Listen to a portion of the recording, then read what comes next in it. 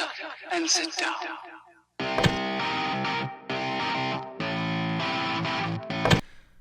Oh, what's up, everybody? Thank you for tuning into Channel 99. I got with me Isaac Atlus, a local here in the Treasure Valley.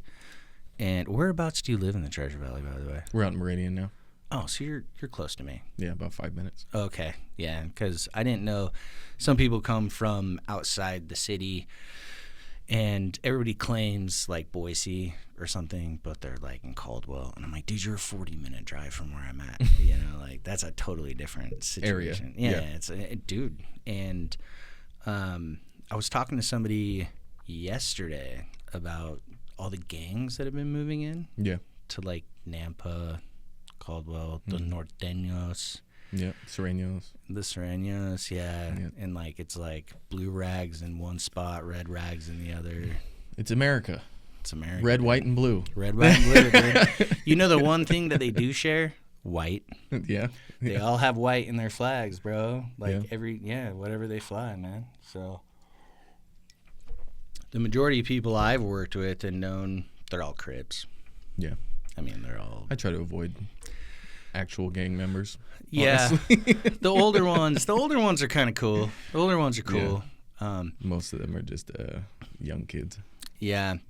We have some history with, I brought you out to Vegas and did some Bone Thug stuff, and you met a lot of people. And that was probably one of my favorite trips. It was a good one. That was a fun trip, Ed. I'm glad you came with us, by the way. Yeah. That was a blast, bro. It was fun. Yeah, The drive home was not fun. No, dude.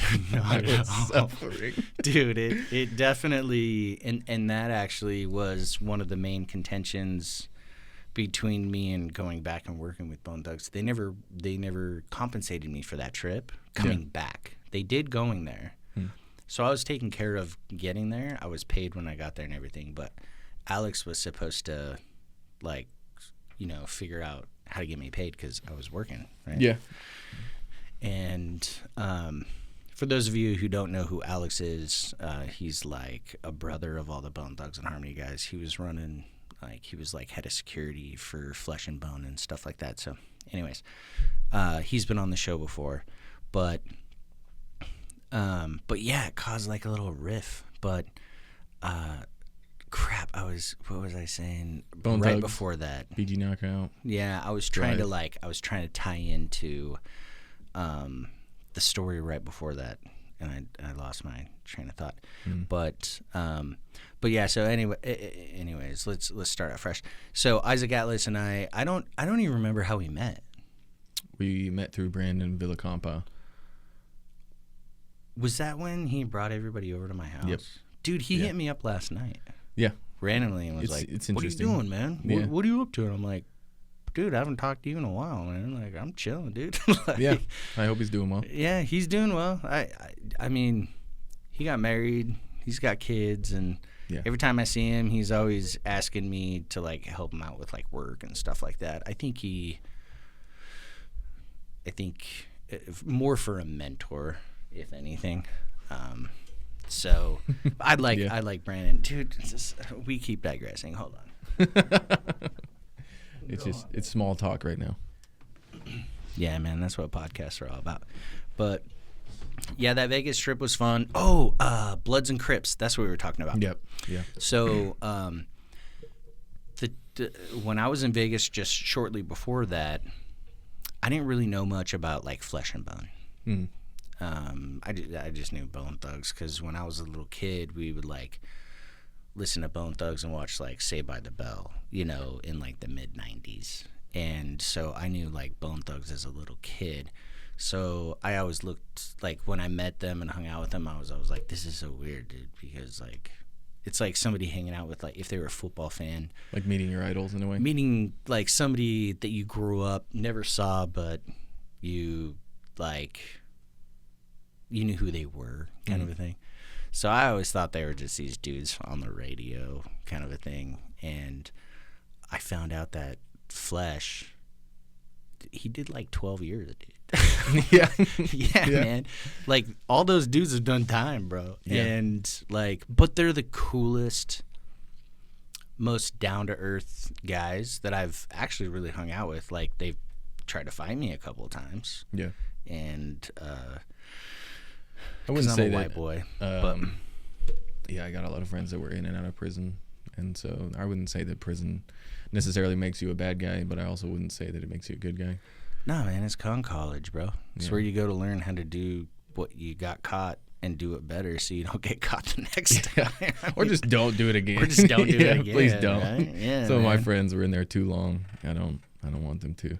I've got two friends. No, I shouldn't even call them friends, dude. Two individuals. One actually was a friend. The other one, he was in a lot of my school classes growing up, so I knew him pretty well. You know, played kickball and shit. Yeah. But like, two serving life for murder. Really bad murders, dude. Like, Yeah. Probably shouldn't even repeat them on the podcast. They're really bad, dude. They're not like adult murders or children murders. No. And then, yeah, I got quite a few people who I know who have been to prison or gone to prison, or some who probably will go to prison soon. You know, Could be. Yeah. unfortunately, but I mean, got to contain criminals, I guess. I mean, Yeah, I think the whole process is it's mixed up, man. You know, an element is definitely slavery. An element is, you know, Yeah, they'll dude. put like the most violent offenders together on purpose, you know, or Yeah. the worst offenders together on purpose. They're trying to get you to stay in there, you know, Yeah, or they're trying to man. get rid of problems without having to get rid of problems. You know, they're trying to get you to do the violence so that way they don't have to. yeah, and then it's a Pandora's box, dude. The whole system. And it's then awful. You let them out, but Certain lot people of these deserve to guys be don't. out. Certain people they don't. do. Yeah, and You know? very much so, dude. Yeah. 100%, man. Yeah. You know, I'm somebody who believes in an eye for an eye. So, like, I'm a Moses Law guy.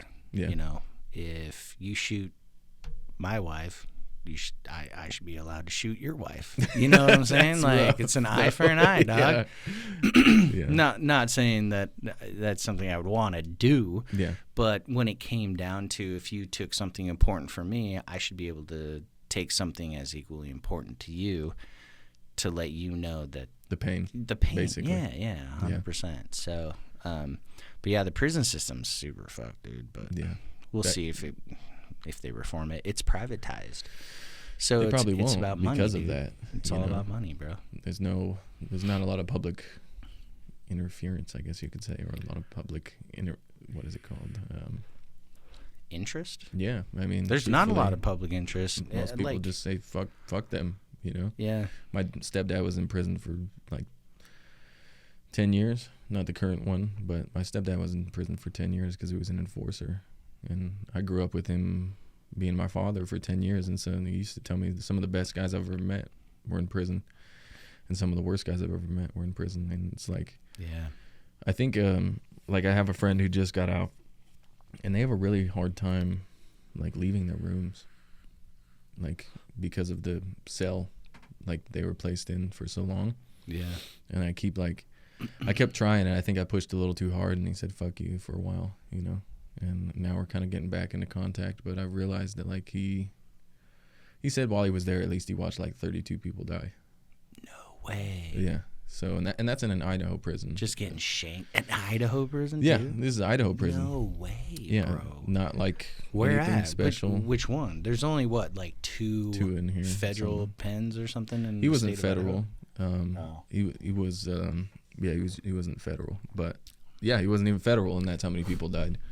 That's crazy, bro. Yeah, and so like there were times when he'd get out, and then like he'd have issues with either drug usage or like going back and fucking himself over basically. Wrapped up, bro, in the system, man. Yeah, and so he finally topped out, and now he's just trying to almost like he's still stuck in that room, but he's trying to get back to normal life. And I can tell that he's trying because he's communicating, Yeah.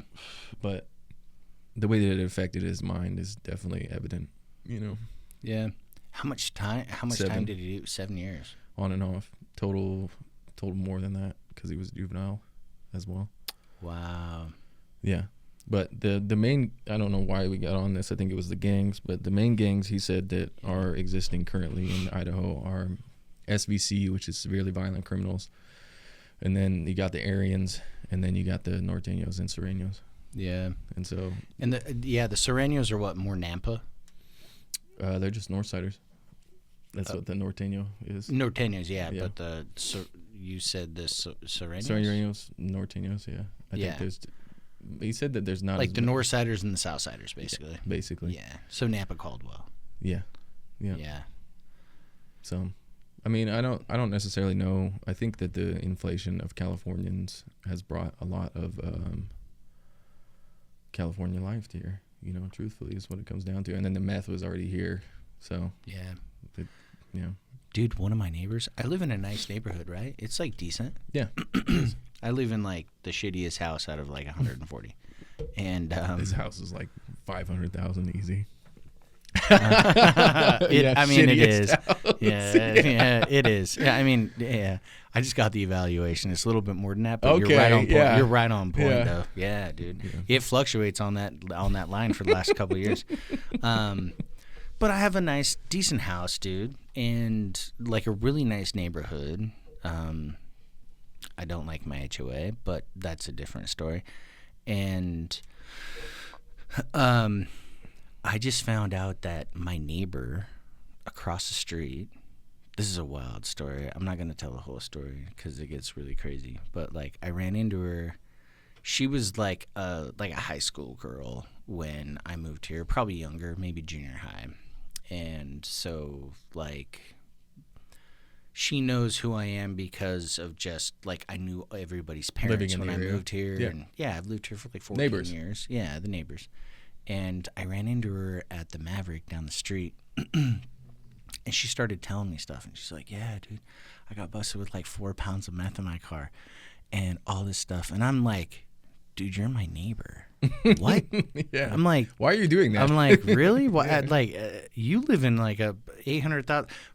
That's probably why she lives in an $800,000 home, is because she's 4 pounds of meth. I don't know. That's a lot. I don't know how much meth goes for, but that's still a lot. Heavy, dude. Yeah. 4 pounds of weed right now would probably go for at least $1,500 to $2,000 on the wholesale market. Black market, probably a little higher. But I mean, if you get caught with that in your car, you're pushing that enough. I don't know how you're not selling $10 baggies after. Yeah, dude. Honestly, I think she's going to prison. Oh, I'm not sure. She's going. she's on the way. Yeah. Yeah, dude. And I'm looking at it. She's young too, man. She's got to be, I don't know, mid to late 20s maybe. Yeah. No, she's like mid 20s, probably like 25, 23. Meth is a horrible drug. Meth is bad, dude. Yeah. I've, I never saw anybody do meth ever. And then one of my good friends from high school, I reconnected with him probably like 4 months ago. And he was going through a divorce, so I was like, dude, come over to my house, just chill with me. Like, if you need a buddy to, like, kick it with, like, come over, man. You can crash on my couch. We'll go out, grab food, grab a drink, whatever. We'll just chill. And then he, like, relapsed, and he started, like, shooting meth. And he came over to my house one night at, like, 1 a.m, and he had this giant bag of fucking just, like, it was meth. I didn't know what it was. He throws it on the table, and then he, like, pulls out his whole gear, like his belt and all this stuff. And I'm sitting there. He's like shooting up in front of you? In my kitchen. Just like acting like it's normal? Yeah, and he was like, he didn't even have the decency to go in the bathroom. No, not at all, dude. He was like, yo, Timmy. Yeah, and I was like, what's up, man? And he's like, this is meth. And I'm like, you cool with that, dude? Like, yeah.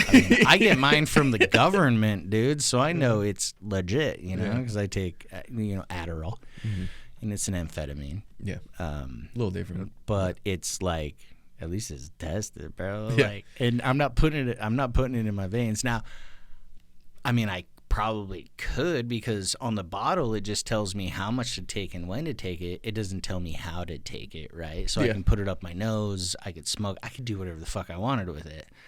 But yeah, they got that administration was a little intense, and I watched him. I was like, dude, I was like, if you need a safe space, man. And then I thought, and then you're like, he's gonna fucking steal shit. That's what I was like, what do I got, dude? And it's not even gonna be anything important. Yeah, it's gonna be like the spoons.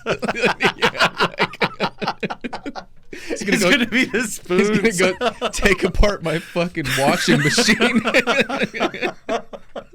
Bro. Yeah. That is hilarious, bro. I never would have thought about that. Yeah, dude, I should probably lock my spoon drawer. You need something to put it in, you know. You come home, your doors are all wide open. The only thing missing is your silverware, bro. Yeah, and your doorknobs. Yeah, dude. He's all I felt guilty about taking anything and your else. Smoke detectors, probably. Yeah, they were going off while he was here. Exactly. Yeah. That's some funny shit. Even though they really weren't. Yeah, bro. Oh shit. Yeah, man. Dude, drug addicts are interesting, man. I think they're wonderful people. Like they're genuinely. great people, and you know the thing that like, I think the worst thing about having an addiction, because we all have an addiction to something, right? An addiction to love, addiction to food. Addiction to cleaning, the board. Like people, there's addictions all over the place, right? Mm-hmm. And only the people who suffer from that addiction actually understand how difficult it can be to break that cycle. And like you can do it for so long, but once you slip up, you're like right back into it, bro. It's a snowball effect, man. And then it gets worse and worse. The rubber band. Mm-hmm. That's what they call it. It's like pulling a rubber band one way. Once it snaps, and bro. It's back, and then you go that opposite way. Yeah, addiction is bad. I had a buddy die of. I've had a few friends die of. Drugs. Fentanyl. I've actually only had one person I know died of fentanyl. That's that new tat on my face. Is that the one near your ear? Yeah, I noticed that earlier, but I didn't want to say anything because I'm like, he's probably had that for 3 years because I haven't seen him for that long. It's probably been about that long, yeah. My friend passed away. He was the first producer that worked with me, first one that believed in me. So, did he, was he doing coke and there was fentanyl in it, or was it heroin and fentanyl? Or it kind of advanced. So, we were doing construction. It started out with coke, and then it advanced to heroin. And then it advanced to intravenous heroin. And I think he either got a blue. Bad batch. Yeah, I think it was either a blue that night, so it was laced. And, he passed away.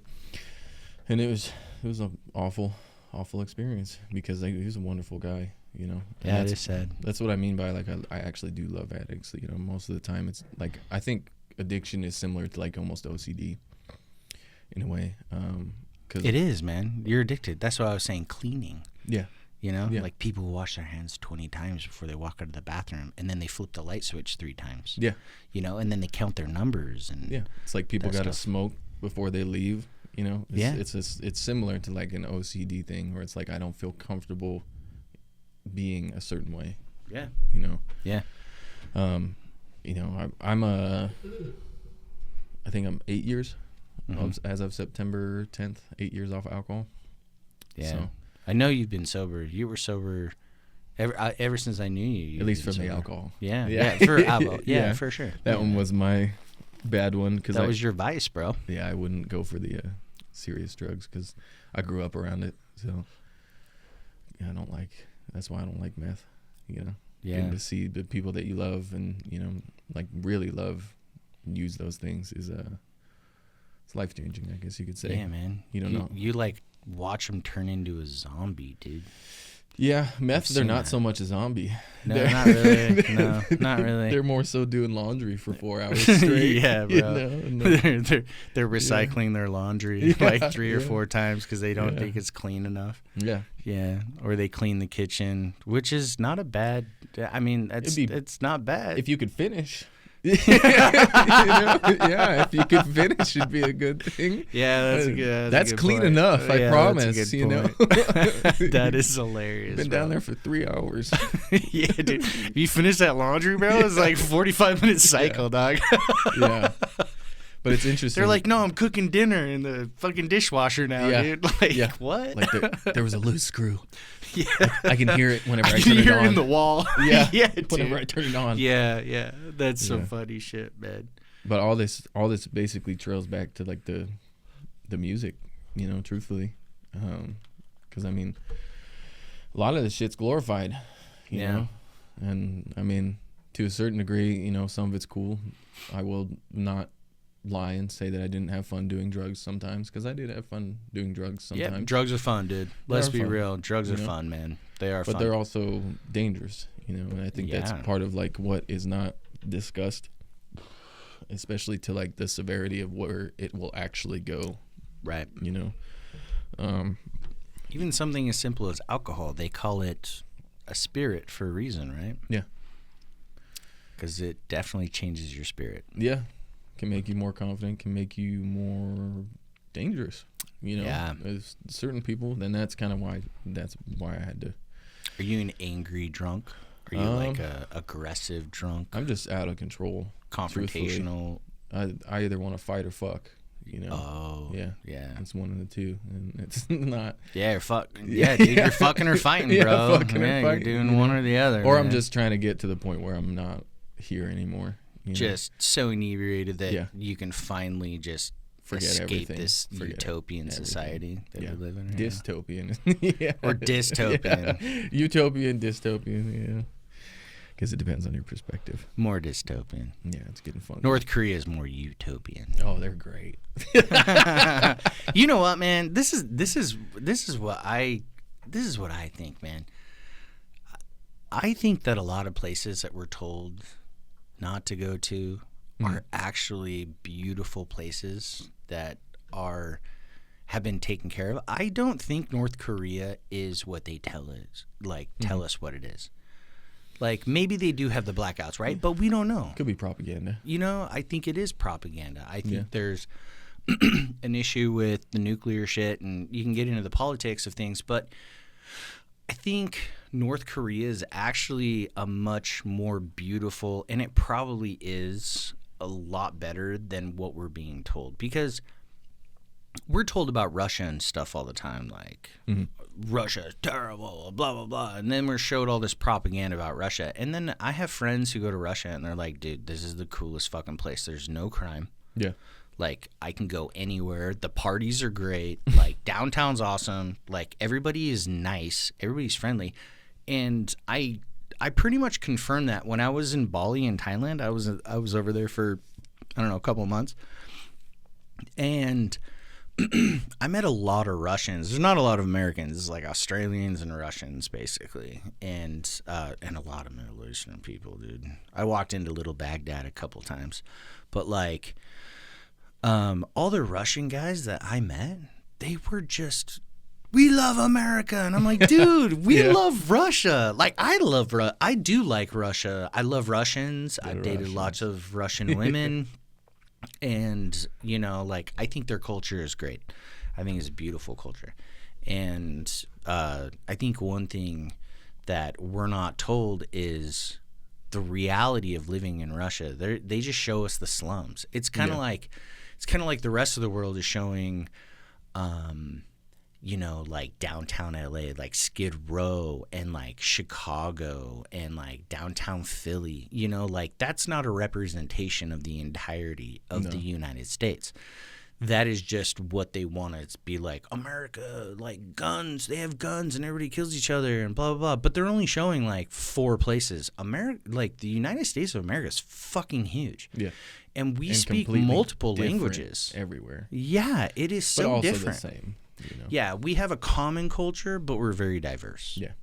You know, we're very proud to be an American. We're very proud of our diversity, the different, you know, the French Creole. And then we have, like, in the Southwest, we have, like, Mexicans. And, you know, in the Northeast, we have a lot of British. And then in the North, we have all the Germans, right? And so like we have a very diverse group of individuals who come from a lot of places because we are an immigrant country. Yeah. But we all have one thing in common, and that's that we are Americans. I don't call myself a German American, you know, like be a bit odd. Wherever you come, like whatever your heritage is. And my family came here in the early 1900s to escape Germany before World War I because that was imminent. And so, you know, I take pride in my German and my Nordic like heritage for sure. But first and foremost, I'm an American. I'm from the United States of America. Yeah. And you know, another thing that shocked me when I was traveling overseas, not only in Asia, but in Europe too. I spent a couple of months out in Europe. And when people ask me where I'm from, I say the United States of America. Because being an American, you could be from Canada, you could be from Mexico, you could be from Central America. We're all from the Americas, right? So I don't ever say I'm an American because I know that there's Americans north and south of us. Mm-hmm. But every time I said United States of America, people would look at me weird. And I'm like, the United States. And they're like, oh, you're American. And I'm like, yeah, I'm an American. I'm from the United States. But overseas, we're not known. And I've noticed this. Trump says it too. He calls us Americans. He doesn't call us citizens of the United States of America. Mm. And I've always been like, I always thought we were just from the United States. We're Americans, but we're from the United States. Mm. And kind of see it like a separation in the mind. There's yeah. Like there's a cognitive disconnect, right? Yeah. Where it's like, I know it's like we are Americans, but I don't call myself an American. I just say I'm from the United States. Hmm. But I've learned now, you know, when I do travel, especially overseas, I say I'm from America, because Canadians, they say they're from Canada, and people know Canada, but we're Americans. They're Canadians, we're Americans. According to everybody else, that's not in the United States, right? Interesting. So yeah, it is kind of interesting, but yeah, a lot of places that I've been at least and traveled to, I think there is definitely like, I think a lot of places are made to be better than they are, and a lot of places are not as good as they're like. I think it's a lot of psychological made out to be. Manipulation, truthfully. Yeah. It's like we want to seem superior, so that way all the money that we make gets spent here instead of traveling elsewhere and possibly finding a new home, spending our money there, you know. And I mean, truthfully, that's what it seems to come down to, is money. Yeah. If you could live anywhere in the world, where would you live? I want to visit Peru. Peru would be cool. Yeah. A lot of history there. Yeah. Interesting. That's like some of the oldest civilizations in the world. I think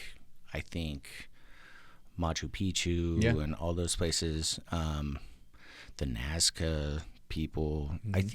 I think a lot of that stuff is older than Egypt. In my opinion, I think a lot of that stuff's older than Egypt. Yeah, I think like by thousands of years, and that's just my own personal. I'd want to go to Egypt too. My own research. I would like to go to Egypt. I've heard it's really cool. I've also heard it sucks. So I guess it depends on where you go. Yeah. Because if you go to Cairo, they're gonna have, you know, it's kind of like there's slums everywhere, you know. And there's also shitty people everywhere, but there's also amazing people everywhere. Well, it depends on how you travel, right? If you go independent, like I go independent, so I just get a car and just fucking drive wherever. Yeah. And if there's shows or something, I just pop up. And but if you go with like a tour or something like that, they're going to take it all the touristy spots, and that's when, dude, I hate touristy spots, bro. Yeah. First of all, you don't ever get to see the beauty of the country because they put you in places that are meant to look beautiful, and you don't actually get to go see the reality. It's kind of like plastic. Yeah, it's very plastic, bro. Yeah. It's like North Korea. Yeah. North Korea gets called out on it all the time. I went to Bali. And I was there for like 2.5, 3 weeks, dude. Almost a month. Probably a month. And all I saw online for Bali was the most beautiful beaches and like all this everything was just like, oh my God, it's amazing. Instagram this, Instagram. It was just, everything was like, threw it out there like you're in the kingdom of God, right? I got there, rented a scooter. Bro, it was the most disgusting, dirtiest country I have ever been to in my life. I didn't even go to a beach in Bali. And they always brag about beaches and how beautiful they are. Every beach I went to was filled with trash. It was absolutely disgusting. There's no infrastructure. There's no, there's no method to the madness that they have on their streets. There's it's like a 1.5 lane road with 5 fucking lanes of traffic. Like, I was driving underneath like buildings that were being like constructed by like 13-year-old kids, and I'm like going off the side of the road, and there's like 1,000 fucking scooters coming at me, 2 lanes of like cars in each direction, driving on sidewalks everywhere. And if a road was closed down, bro, which happened a couple of times, I literally thought I was gonna suffocate because of all the exhaust in my face from like 1,000 scooters right next to me who were all stuck. And I'm in like an alleyway that's meant for maybe 2 cars. You know what I'm saying? Like, and everything I saw about Bali was the most beautiful thing. And if I went to the tourist spots, sure, it would have probably been clean, kept up, and beautiful. But if your whole country looks like shit, and then you only have so many places that you advertise that are beautiful, it's a trap. Yeah. And I really did love Bali.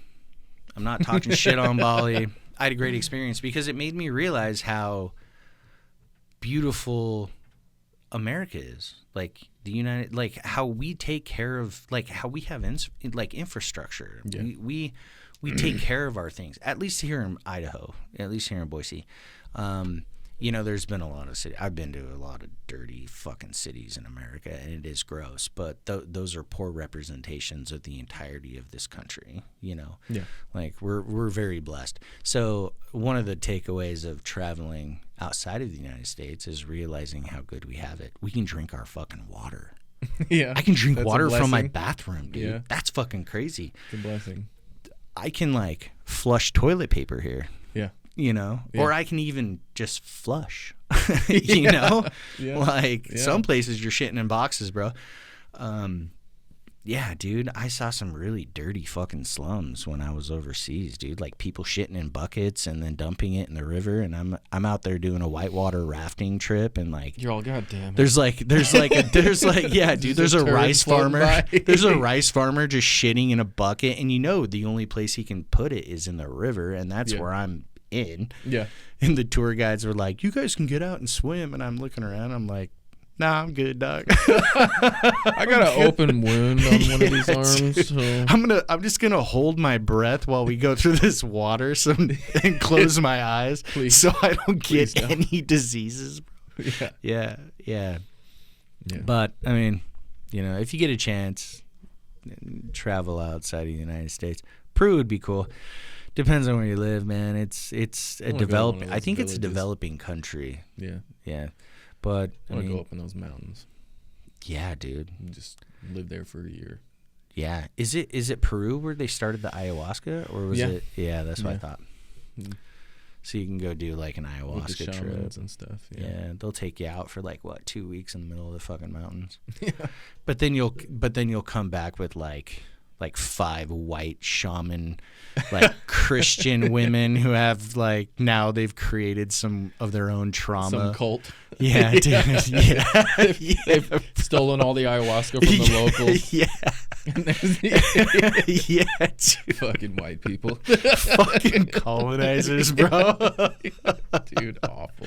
Stealing culture and shit. And then they bring it up here, and then they're like, and then it's packaged for $24.99. Yeah, dude. Then they hold their own retreats. They're like, we're going to Sun Valley, and we're gonna like charge our water by the moonlight and like put it in crystals, this crystal crystals, everything. I believe in that stuff. I don't. I believe in energy. I don't like how it's used, is what I should say. Yeah, it's been very much commercialized. Yeah. It's funny, dude. I went on a retreat to Hawaii for a couple weeks, and Yeah, I saw that. I went with I moved there this last year, but like a year before that, I was out there for like it was like 2 weeks, and it was a 1 week retreat out in Kauai, and we were there with these sexual and spiritual healers, and they're a bunch of white chicks, bro. One of them was actually from Sun Valley, right? And then the rest were from the islands, and then one from like LA or something. But they're all white girls and like one Asian chick.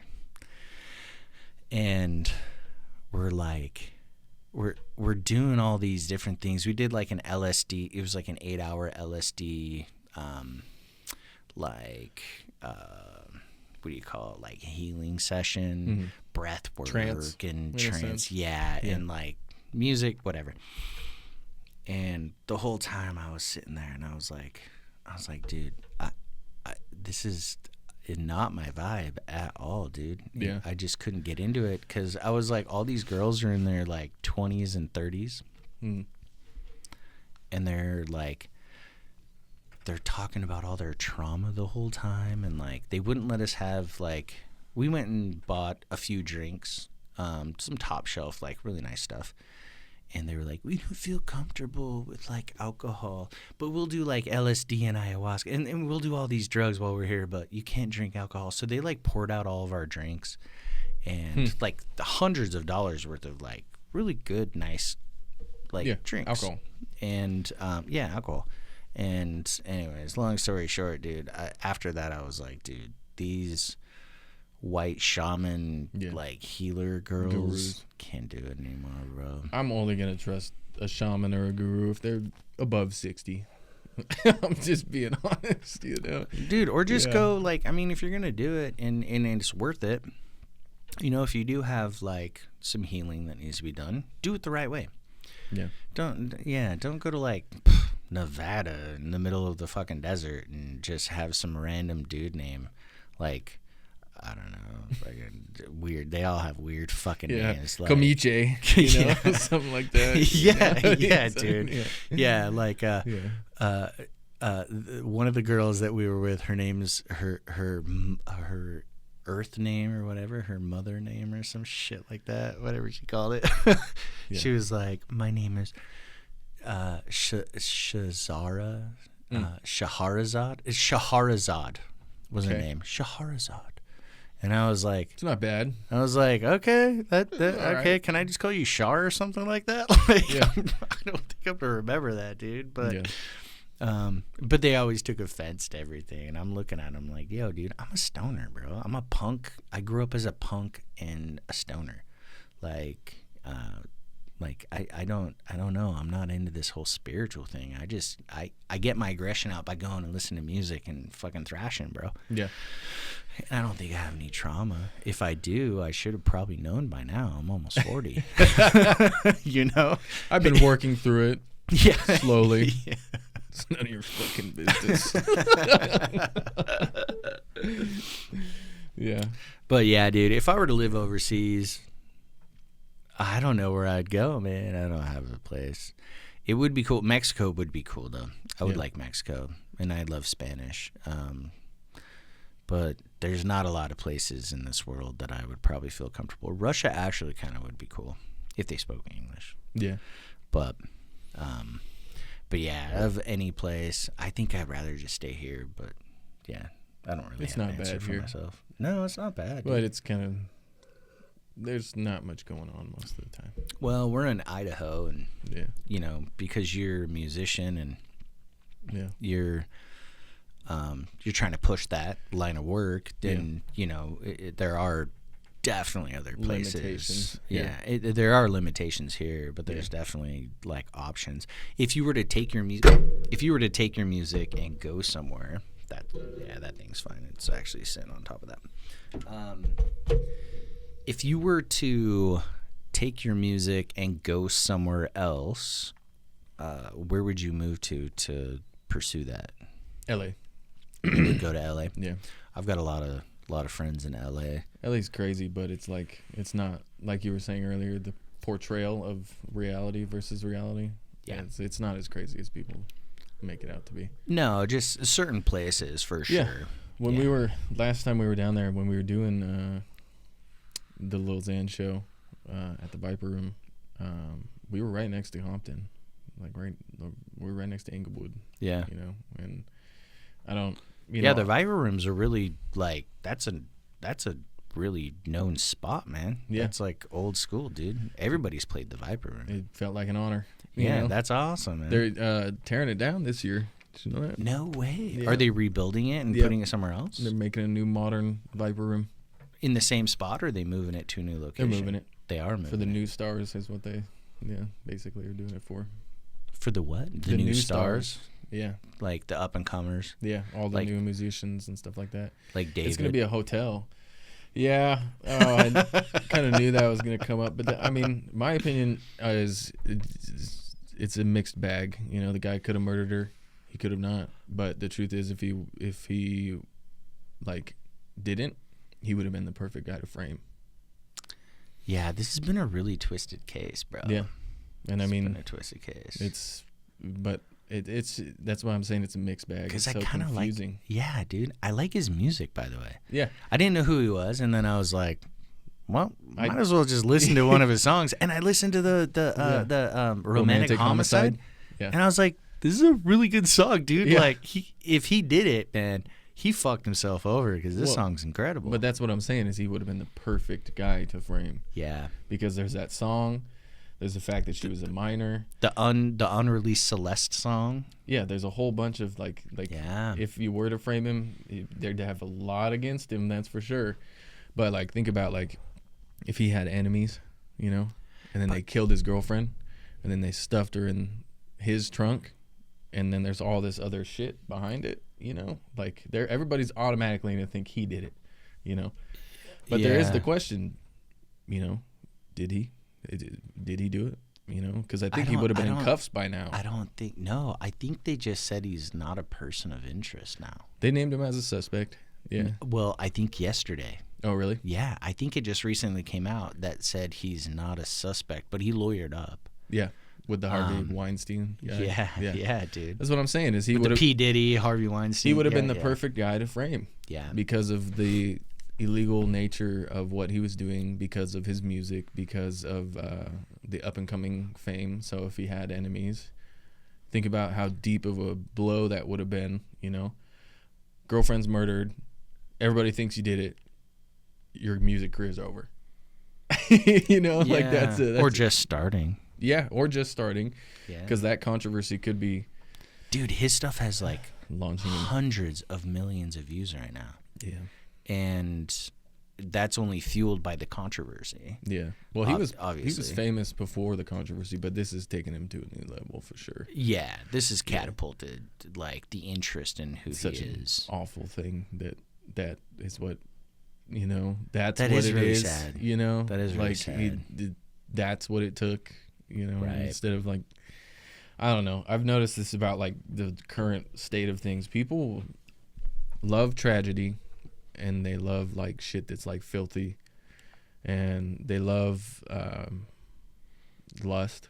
You know? Dirt sells, bro. Yeah, and it's unfortunate because like there'll be people who aren't doing shit like at all, just posting pictures, not even sexual pictures at all. It doesn't even have to be negative, but they'll still have a larger following than people who are putting consistent work. Consistently doing things, and it just blows my mind because it's like they weren't lying basically when they said sex sells. They weren't lying when they were talking about drugs and rock and roll, and they weren't, you know, those things definitely grab people's attention immediately because I think it hits a more like a primal thing, you know, so it's easier to just not think about it. It's a good way to put it. Yeah, it's very primal. Yeah.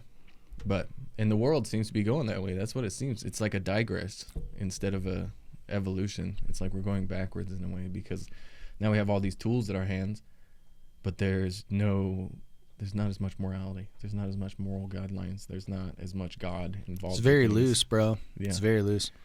And you see it a lot, especially in the mainstream like community with the musicians. Like there's a lot of satanic evil things. And like, it's funny because I was up camping with my family just a couple weeks ago, and my brother, my older brother, he has a son who's 13, and he's like, we have no service. We're in the middle of fucking nowhere. But I had all the downloaded songs, you know, and my brother's like, yeah, could you play like a song? And so I just throw something on, and everything was like inappropriate for a kid. But I don't think about that because I don't have a kid. Yeah. And so I'm like playing it, and my brother's like, Tim, like, what are you doing? I'm like, dude, this is a great song, man. But it's not a great song for a 13-year-old. Yeah.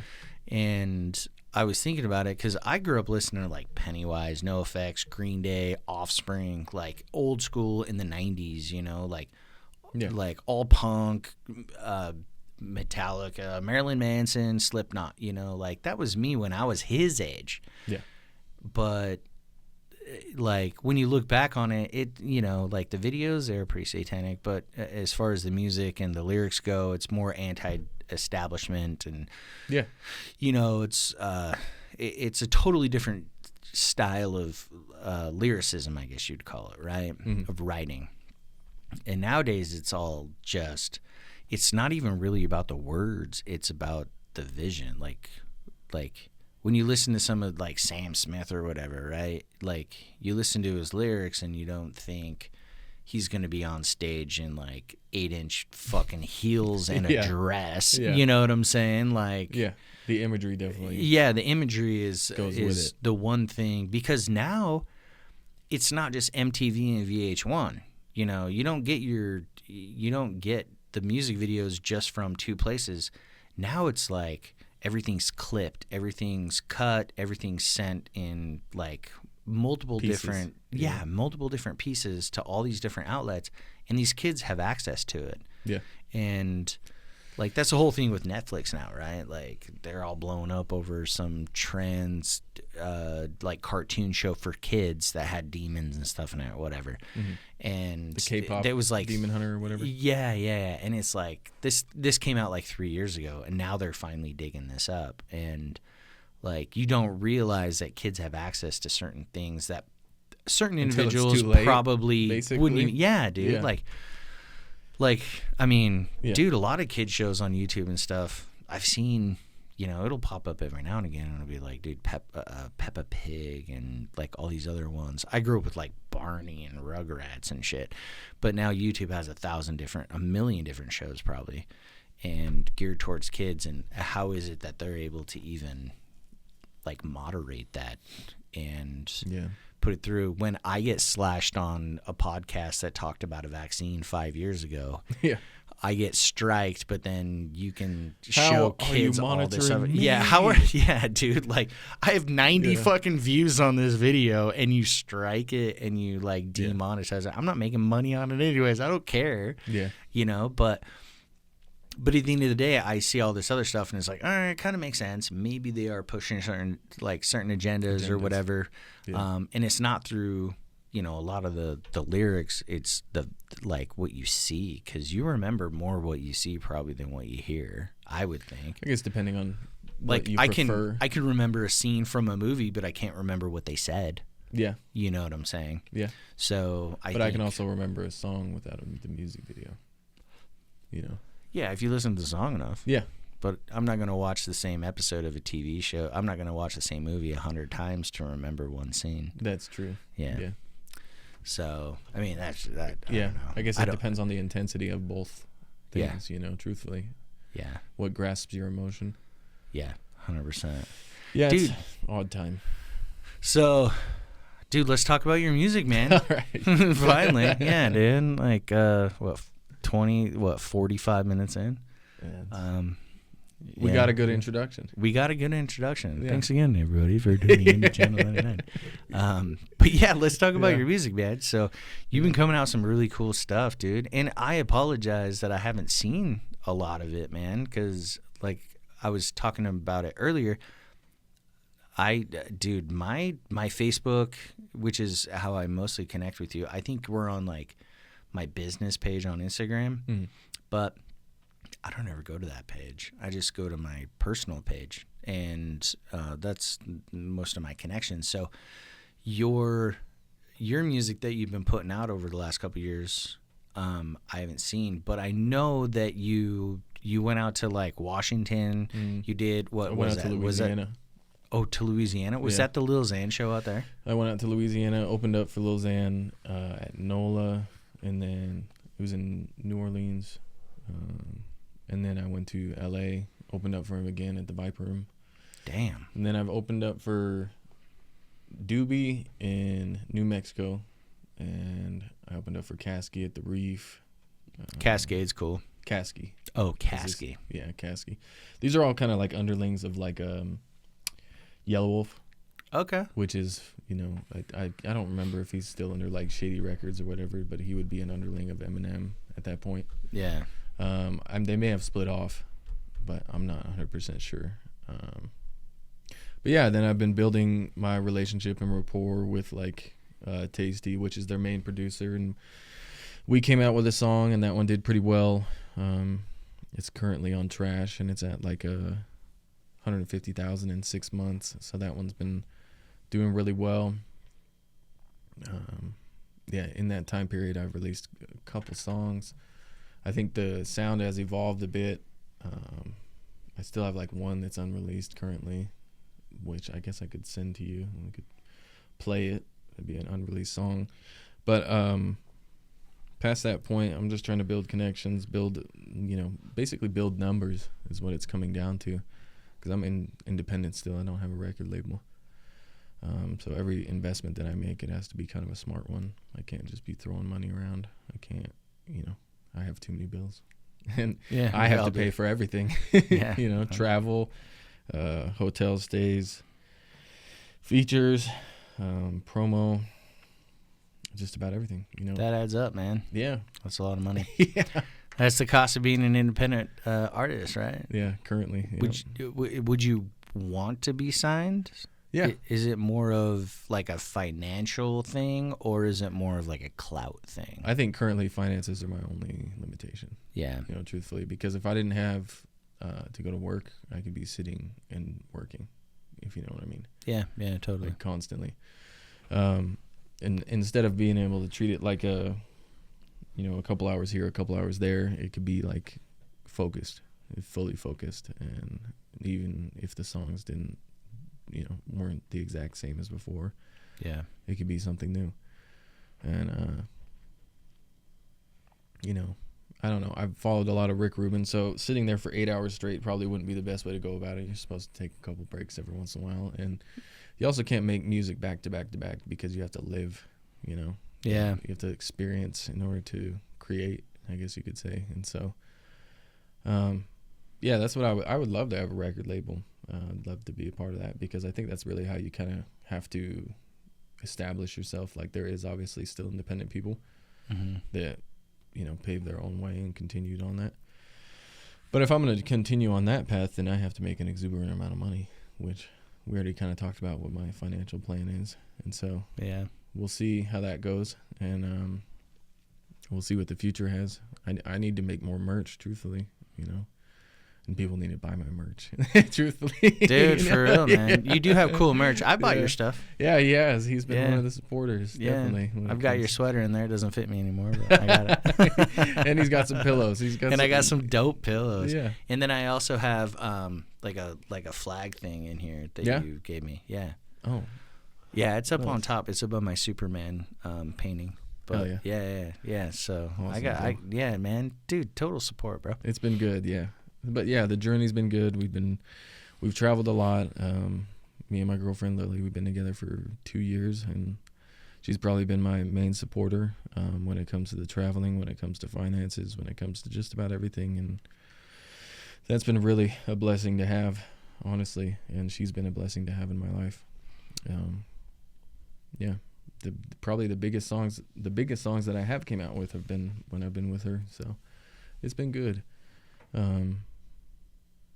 I'm just really trying to keep moving forward with the numbers, keep moving forward with the money. I have to make more money in order to keep taking this to new levels. Yeah. because as we try to, get features with larger artists or get placements in better places, it costs more money. I wanted a feature with Lil Xan, but I can't pay $10,000. That's what he charges? He charges $10,000. Yeah. No way. Yeah, dude. $10,000 for Dude, one I gotta song, get so. you. I gotta get you, and I gotta get you connected to some people in town, bro. Yeah. People in town who are like where you're trying to get, where they're at right now, or where they've been for sure. Yeah. And get you on some of their bills, bro. Cause, yeah, dude, I know like Freedom. Do you know Freedom Renegades? It sounds familiar. Yeah, they're a hip hop group here. I mean, the Alumni Crew, dude, Zero, Axiom the Wise. Yeah. I mean, I could get you in line with like P Dirt. Like, there's so many people here in town that I could probably connect you with. I can even connect you with people in LA, bro. Yeah. I got Kind of looking for those types, AJ honestly. Munson, bro. AJ Munson, yeah, dude. Because I like the local scene, but just like you said, there's limitations of being here, Yeah, And and you want to break out, bro. Yeah, I want to take it to a level where I can like help pay off my grandma's house, Yeah. and like, make sure that my mom doesn't have to work anymore, and make sure that my dad is well taken care of, and if my sister wants to go to college, I can help pay for it, and if my brother wants to do whatever he wants to do, I can help with that. Yeah, bail him out and shit. Well, Just he's joking. out of trouble at this point, but yeah, I think he wants to do music too, but I also think that he wants to go to college. At least that's what he was kind of saying to me. So That's cool. whatever he wants to do, that's why I kind of left it open, is because he doesn't know yet, truthfully, to a certain degree. Dude, you never really know. You go to school and you don't know for 3 years, dude. I switched my degree 4 times. Yeah. I didn't know what I wanted to do. I just was in school and I was playing football, and I was like, what the fuck do I do, dude? So I just kept switching degrees because I didn't know what I wanted to do. And I finally figured it out. I was like, yeah, I should probably graduate. I've been in school full-time 5.5 years. I should probably figure it out by now. It's time. Yeah, it's time, dude. All right. Yeah. But yeah. So, I mean, the music's obviously the giant motivator, because when I was young, that's what I wanted to be. But the money has to be set at a level of importance as well, because I can't make, I have to make stuff that is worthy of paying for, basically. yeah. Put your dollar in the right spot, man. It's an investment. Yeah, and I want people to enjoy it as well, and I want people to be inspired to watch, and as I grow, and I want them to feel that, to know that they can do it too, because I didn't come from anything glorious, the only thing that I really had growing up was music. And I mean, I got into drugs when I was young, but I don't really consider that as much of a positive, but Well, it led to your creativity, right? Like, to a certain degree. yeah. I think that marijuana was the helpful one with the creativity. I think that mushrooms have medicinal benefits as well. I think that certain drugs, when used in proper environments and when used properly, have good effects. But meth, heroin, anything really super hard, I don't think has any positive effects. You fuck up your life, you fuck up other people's lives, you go to jail, you hurt people, you hurt yourself. Lots of regret. Yeah. So if it's not like benefiting you in any shape or way, I don't think that there's really a point to it. Besides, it's basically like just slow suicide. Yeah. And whatever that is that you're doing that for, you gotta face it. Truthfully, whatever it is that drives you to take those steps to do those things, because it may be multiple things. And I think that's what people don't talk about, is people think there's one solution to this, to addiction, and then there's one final moment. I don't think there is, and it's something that you will deal with even after quitting the substance. And I think that's probably the hardest part, is once you quit the substance, you're kind of raw dogging your emotions. And if you've done things for years and years and years, the rawness of those emotions is what stops people a lot of the time from staying sober anyways. And I don't necessarily want to be sober right now. truthfully. Yeah. I don't want to do it, but I think at this moment in my life, it's probably the best move because, like I was saying with the finances, I'm still independent. I have to have a job currently. So the better jobs are when you're sober, and the better jobs are when you can be sober for people. Yeah, dude. 100%. But if I was at the point where my money was completely right, I'd still probably be smoking weed. And I'll do mushrooms once a year. Yeah, but mushrooms are pretty fun. Yeah, and I think they're good for the mind. I think so too, man. Yeah. They're always a good reset. Yeah. You know what neurogenesis is? I'm going to take a wild guess based on my understanding of mushrooms, words and mushrooms. Yeah. Okay. They rejuvenate your neurological system. Close. It's pretty close, actually. So when we live in the society that we currently live in, you do a lot of the same shit. So your brain will get stuck in these pathways. Mm-hmm. And when you get stuck in those pathways, your brain starts to think a certain way because of it. And so what neurogenesis is it's the creation of new neurons. And so new pathways and new ways to think. So if you have depression or you have like serious mental illness or even just mild mental illness, I think that's very positive for that, because then instead of it's like it shakes you.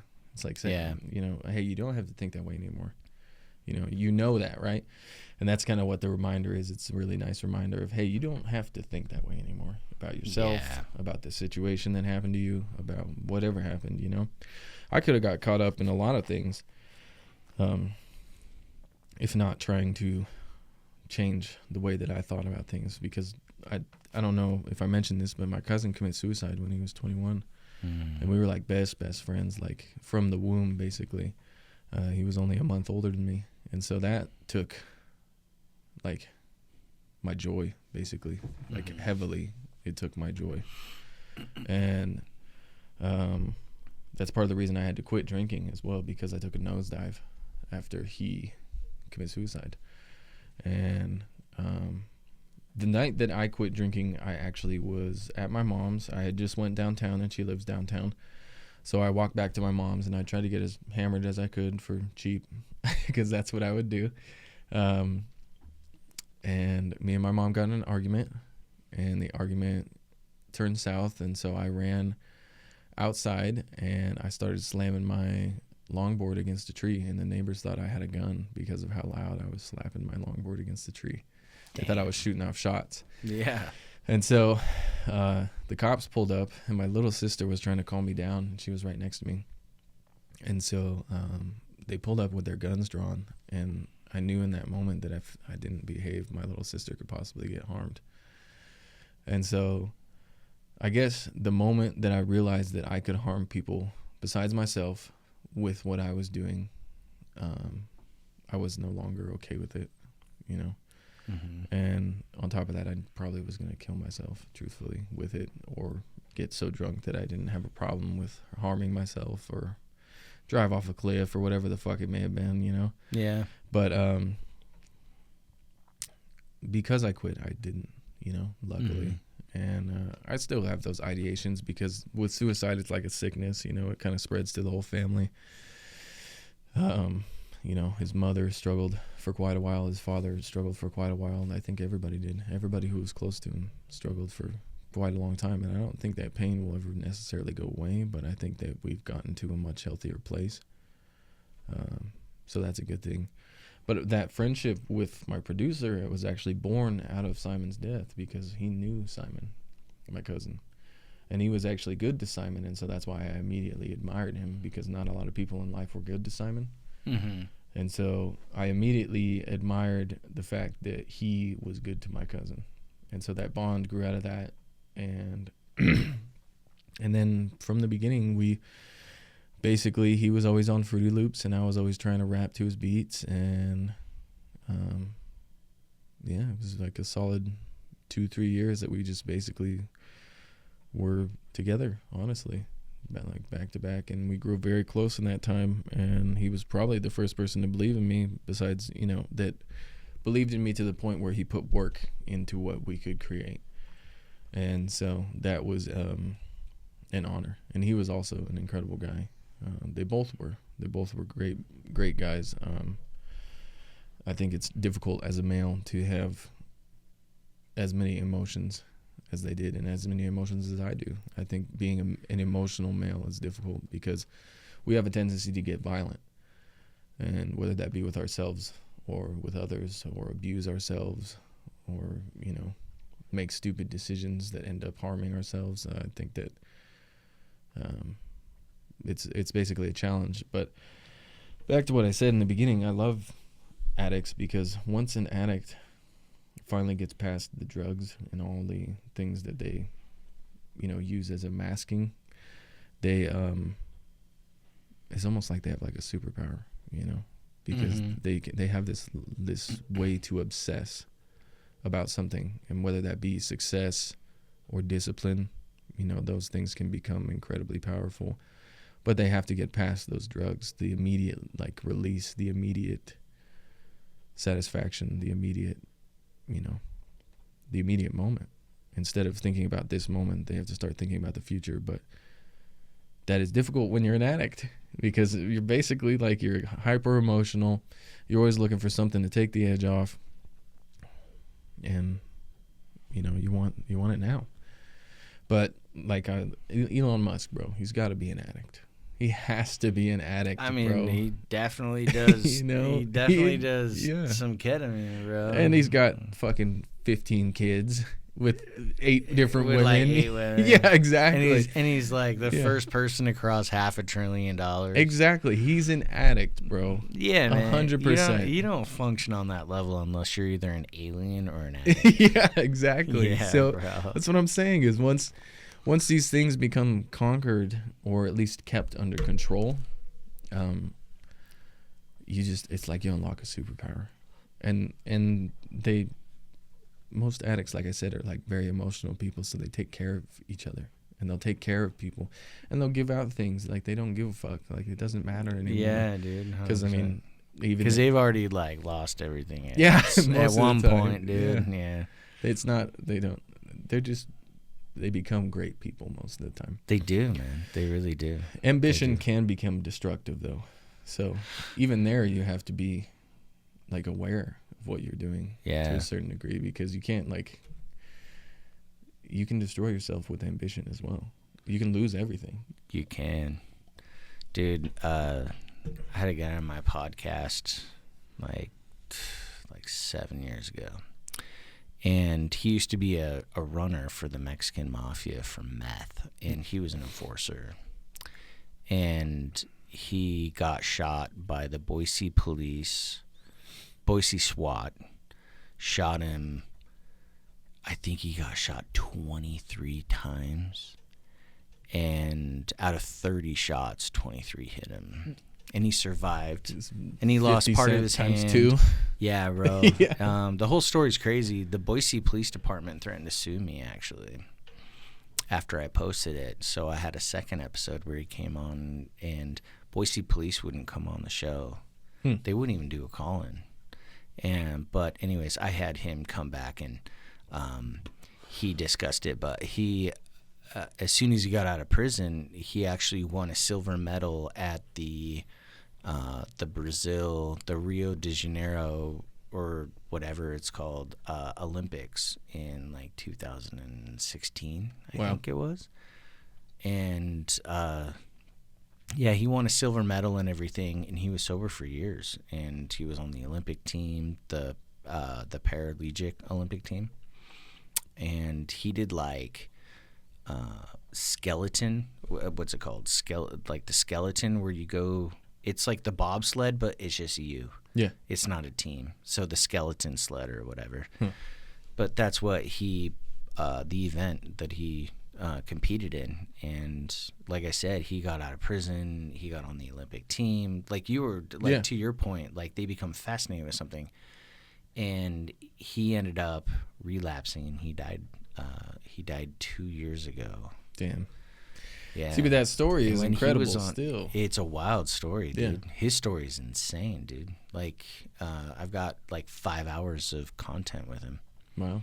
And between the 2 episodes.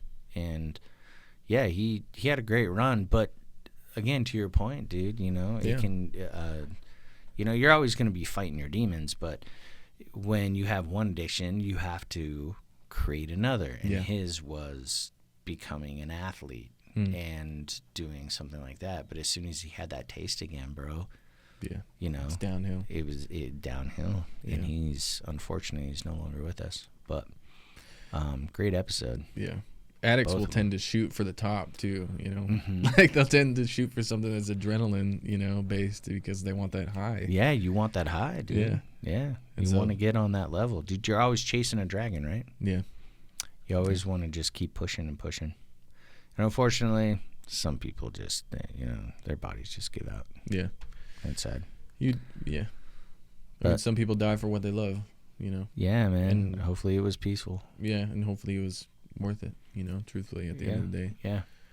And that they're at peace. Yeah. You know, like now, whatever it was that drove them to that point is no longer stuck to them. Yeah. You know, that there's no longer that leech on their soul.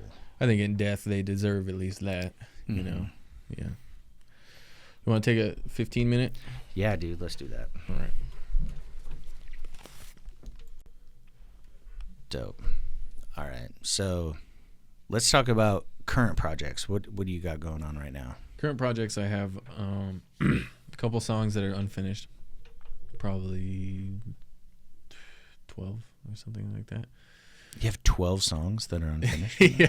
I That's know. impressive, It needs man. to be put out, but yeah. Are you going to put all 12 out, or are you going to do like a 9 So my next song LP or something like that? My next goal, I'm going to try to get 30 finished. I have 26 right now. So once 30 is finished, I'll put that out as an album. And then after that, I'm working on a next album. It's called Cerberus. And it's going to be 12 features with Tasty, who is on the track at the end of this. And also the largest track that I have. And I'm going to do 18 on that one. I'm going to try to get a couple more features on there. Burgos probably is going to be on there. And then thought about even trying to get Stitches. I don't know if you know who Stitches is, but I've heard of Stitches. yeah. Yeah. Try to get a Stitches feature on there. Basically, I'm just trying to work with the bigger artists so that way my algorithm gets mixed with their algorithm. Because the algorithm is quite annoying when you just work with yourself. Yeah, it's a smart move, though. Yeah, so then It's you get kind of what you got to do, right? kind of. Yeah. Or you can just push your own stuff. But either way.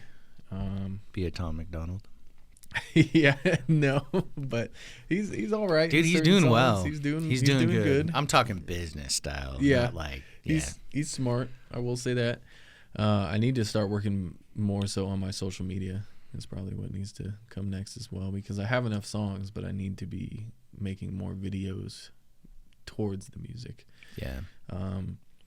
So that will be a next step. The project Cerberus will be pretty awesome. I'm going to try to have 3 artists on each song, because Cerberus, you know, three Right. heads, Yeah, 3 people. Reminds me of Final Fantasy VII. Yeah. Yeah. Yeah, because you could summon Cerberus. Oh, okay. Yeah, he was one of the summons you could get. Nice. Yeah. Yeah, If you RPG fan out there, definitely. anybody. I remember playing it on PS2. Maybe not the exact one, but one of them. Yeah. So that's the next step. Procure more money, so work harder. Right. So that way I can get those bigger features and bigger things going, bigger advertisement, bigger placements, all sorts of stuff. But yeah, Cerberus will probably be next on the list of the biggest things that I need to do. I need to find a new engineer because my current one kind of fell out. So I got you on that. I got a couple of people I can link you up with. yeah, that'd be good. Good Because- engineers. And if not me, Yeah, Colby, that'd be who good. you met earlier, he knows. I mean, do you know who Modest Yahoo is? Yeah. So his tour manager is Junior. He's one of Colby's like best friends. Mm-hmm. He's the one who mixed and mastered. He was the sound engineer for Colby's solo coming out. Nice. So, yeah, I mean, he's in. I don't know what he charges, but Colby can get you hooked up with somebody like on that level, or I can get you on like, you know, like more local Yeah. kind of level. Yep. But if he likes your stuff, he's gonna pass it along. Yeah. You know, that's the thing, dude. So the connections are important. For yeah. sure. Have you ever thought about?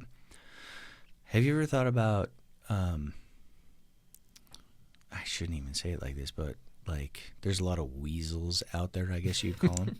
Yeah. Like people who kind of just, they network instead of pay money. They just network their whole way through, and they're kind of weasels, is what I would call them. Because I see them all the time. Yeah. Because I have a lot of them who try to use me as a weasel. You know, like, they're a weasel to me, kind of a thing. Have you ever thought about just trying to network your way instead of having to, like, I understand money's a thing, and you do have to pay for things. That's very true. Yeah. But do you think you would be able to network your way through to save $10,000 on something like a feature or something like that? Like, you'd be able to kind of network your way in, and it depends on the artist. Some people don't give a shit if they like you or not. You know. Yeah. They want their money. You know, truthfully. That makes sense. Yeah, I mean, it'd be great if larger artists would love to work with me, but I think I still need to get my presence out there a little bit farther for people to reach out who are larger, truthfully. So yeah, and you're definitely in a different industry than I am, because I can understand it's like a dog-eat-dog world out there, especially for musicians. You know, you're all clawing for the same ground. Yeah, we're like with my photography and stuff. It's oversaturated. Competition's very different in that, like, area of art. Yeah. You know, of that industry, because you either like somebody's photo or you don't, or their style, right? Because the majority of, like, photography is going to be the same style, same editing, stuff like that. Yeah. Or, like, in music, certain artists are very dynamic and they do different styles. It's kind of like if a photographer was, like, really good at stage photography, and then they're really good at landscape photography or macro photography, right? You know, and they mix it all up. But the majority of photographers always post the same shit. That's kind it's of the exact same shit. People like consistency. They do. And they don't like to give people a chance most of the time. But there is people who are like music heads, and you know, people who are actually interested in finding those people who haven't been given a chance yet and watching them grow, because that's what I wanted to find the artists that nobody knew about yet. Yeah. And then watch them grow into what I believe they're going to become. Yeah. That's almost cooler than watching the same guy do the same shit over and over. I prefer it, honestly. Yeah. Dude, there's so many artists that are going through my head right now where I'm like, I need to connect you to these guys or these guys or these guys. Do you know who Manny TX is from Twin? He's from Twin Falls. Okay. Nope. I think you and him would probably put something down together. He's really good, dude. He's really good. He's like straight up, like, he used to run for the cartel and stuff, and like, I don't know if it was Texas, and then he like got up here and got his life straight and stuff, and he's got a really cool story. Yeah. I did some of his photos for his last album, and all of his promo stuff, and he's a great artist, so I'll have to get you in contact with him too. There's so many people, man, and you know, it's not what you know, it's who you know. Mm-hmm. In most industries, to be honest with you. So yeah, dude, that's exciting. I'm glad you got a lot going on. You got 12 songs. That's crazy, bro. Like, I talked to this Sunsmith band, the local reggae guys I was talking to you about earlier, and he's got like 20 something songs that he has to cut down for his LP, and I think he only wants to do like 9 to 11 tracks. Mm-hmm. And I'm like, dude, you have like, technically you've got 3 full LPs right there if you got 21 songs. Isn't an LP 7 to 9 songs, right? Or 7 or more, or something like that? Yeah. Something like that. And an EP, no, that's an EP, right? Something along and those then an lines. LP is like 3 to 5 songs or something like that. Yeah, isn't listening party, isn't that what that sounds for? Something like that? I don't know. I just thought it meant little project. Little project or something. I don't know. I just know one is like more than 7 songs and one's like not. Yeah. An EP is the long one. No, an LP is the long one. An EP is the short one, dude. Yeah. You release an EP, it's 3 songs. You release an LP, it's like 7 or more. Yeah, I don't know. We could... I was like, dude, we could ask Alexa, but she's out there, dude. She's having a good time. But cool, man. All right, well, where can everybody find you at? Instagram, it's XX Isaac Atlas XX. Facebook is Isaac Atlas. Spotify, Isaac Atlas. YouTube, Isaac Atlas. Yeah, so I mean, it's basically just my name across the board. If they want to buy apparel or support me when it comes to merch, it's IsaacAtlasApparel.com. Yeah, so I highly recommend you buy some apparel because I bought a lot of cool shit from this guy. In fact, the last recording session, I just used the money you paid me for the recording session to buy all your shit. So I just gave all your money back. Nice. Yeah. Perfect. In fact, I think I spent more. I think I gave you like $100 and you gave me like 80 or something like that. Yeah, it was good. Something like that. We both made off really good because that stuff's still sparking up my house. But anyways, everybody, make sure you give him a follow, give him a listen, give him a share. Also do the same for me here at Channel 99. This is a reboot session, so hopefully it went well. I appreciate y'all listening in. Thank you so much, and have a wonderful rest of your day. All right, peace.